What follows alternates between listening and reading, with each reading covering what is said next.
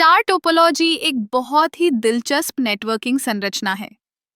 जब हम इसे समझते हैं तो हमें यह जानना जरूरी है कि इसमें सभी डिवाइस एक केंद्रीय नोड से जुड़े होते हैं।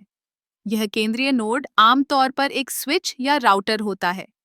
सोचिए, जैसे एक तारे की किरणें उसके केंद्र से निकलती हैं, ठीक वैसे ही सभी डिवाइस इस केंद्रीय नोड से जुड़े होते हैं।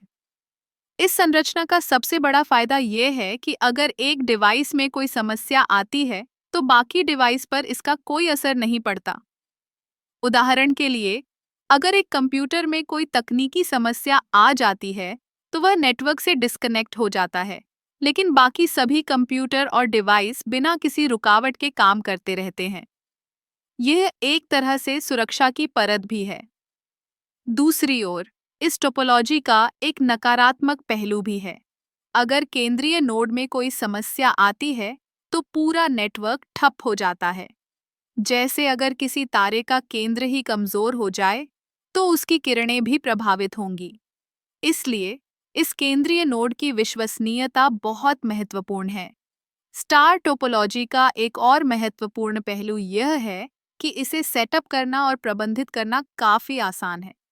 नए डिवाइस को जोड़ना या हटाना बहुत सरल होता है। आपको केवल उस डिवाइस को केंद्रीय नोड से जोड़ना होता है। यह विशेषता इसे छोटे और मध्यम आकार के नेटवर्क के लिए आदर्श बनाती है। इसके अलावा स्टार टोपोलॉजी में डेटा ट्रांसफर की गति भी तेज होती है, क्योंकि सभी डिवाइस सीधे केंद्रीय नोड से जुड़े होते हैं। डेटा का आदान प्रदान तेजी से होता है। यह विशेष रूप से तब महत्वपूर्ण होता है जब कई डिवाइस एक साथ डेटा ट्रांसफर कर रहे होते हैं।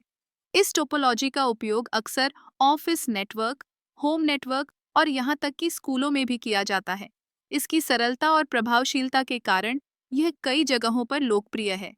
तो अगर आप एक नेटवर्क स्थापित करने की सोच रहे हैं, तो स्टार टोपोलॉजी एक बेहतरीन विकल्प हो सकता है। यह न केवल विश्वसनीय है, बल्कि इसे प्रबंधित करना भी आसान है।